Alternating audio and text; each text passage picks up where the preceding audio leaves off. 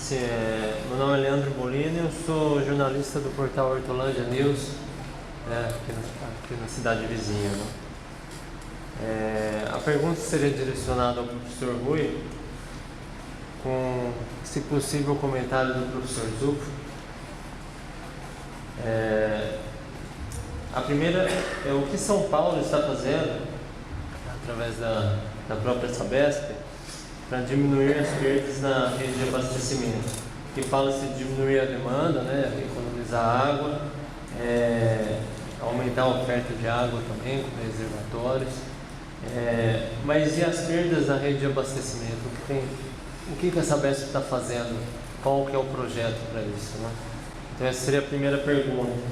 E a segunda pergunta, relacionada aos dois questionamentos anteriores, o Comitê da Crise implantado pelo Estado, o Gabinete da Crise, né,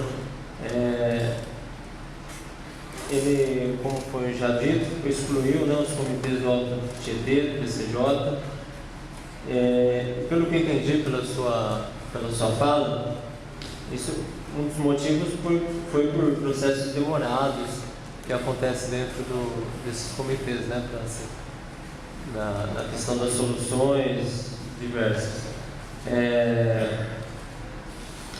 Então seria, e pelo professor Zufo já foi colocado, que o gabinete da crise seria uma solução centralizada, que pode levar, que pode gerar uma falta de transparência, né, nas decisões, e pode ser um caminho para o desastre também. Até que, inclusive, o fórum aqui do professor americano, o Daniel, o nome dele, o que falou por último?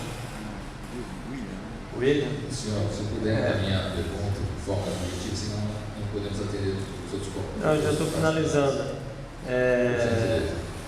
Então, ou seja, a proposta que eu estou entendendo pelo fórum, que seria uma solução descentralizada, compartilhada, colaborativa de vários setores da sociedade. E o gabinete da crise parecia uma solução centralizada. Então eu queria o seu parecer sobre isso também, e com um comentário do professor Zufo.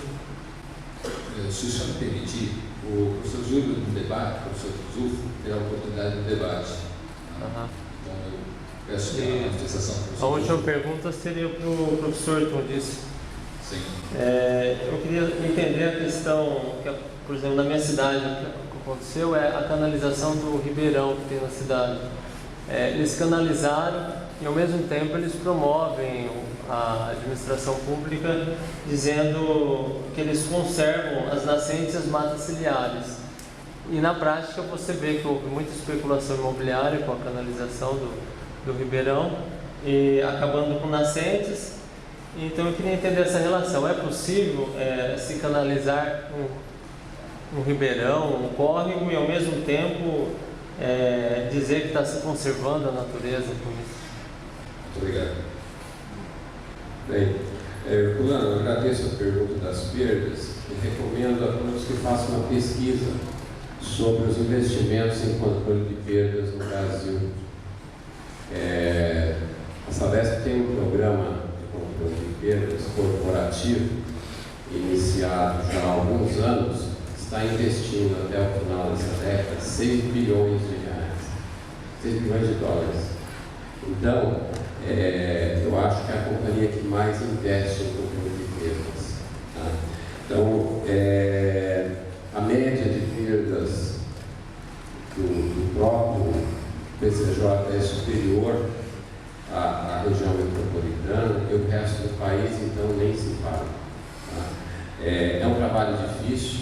As cidades antigas, principalmente as zonas mais velhas, a substituição de redes é um trabalho difícil. No centro movimentado como São Paulo, imagine você rasgar a cidade toda para fazer isso. Então isso é feito de maneira extensiva, a metrópole é grande, mas é um trabalho permanente que é feito, e há metas que estão, inclusive, divulgadas na internet sobre o controle de perdas. Os CDHs, o que eu enfatizei, ele tem uma dinâmica diferente. Tá? E a questão aí do comitê de crise ele não é centralizado porque a sociedade também está participando. Se você olhar o decreto que instituiu o Comitê de Crise, não sei aqui o número dele, mas se não me engano ele é do dia comecinho de fevereiro, você vai ver que tem uma série de entidades representativas da sociedade civil. Então, eu acho que é um pouco de exagero para acrescentar. Bem, para responder rapidamente, não há, hoje, na maioria dos países desenvolvidos, na Europa, por exemplo, nos Estados Unidos, no Japão, não, no Sudeste da Ásia, em alguns casos, a ideia não era canalizar Deus, não. Pelo contrário, é mantê-los com a sua mata ciliar dentro da área urbana, com a sua mata ciliar e todo o conjunto de equipamentos ecológicos naturais, e se não for possível mantê-los, recuperar aqueles que estão degradados, porque essa é uma receita para você manter o rio com qualidade de água e promover áreas de lazer. Isso, o caso clássico, o exemplo mais clássico é o de um rio do Seul, que eu visitei há 2, 3 anos atrás, e que o rio, embaixo do rio, o rio estava sob uma avenida e sob uma highway. O prefeito quebrou a avenida, quebrou a highway, recuperou 3 quilômetros do rio, recuperou a qualidade de água e todo o conjunto e fez disso o menor área de lazer da cidade. É um exemplo clássico de recuperação do rio, mas há muitos outros exemplos. O Rio Danúbio, eles estão derrubando prédios na várzea para recuperar a várzea, em algumas regiões do Rio Danúbio. Então, essa é a ideia, você manter a várzea nas áreas urbanas, para quê? Para evitar enchentes, inclusive, e para melhorar a qualidade da água, porque com isso você tem uma filtragem maior. A indicação está errada, não se deve canalizar rios em áreas urbanas. Deve-se fazer todo o esforço para mantê-los em condições naturais e recuperá-los.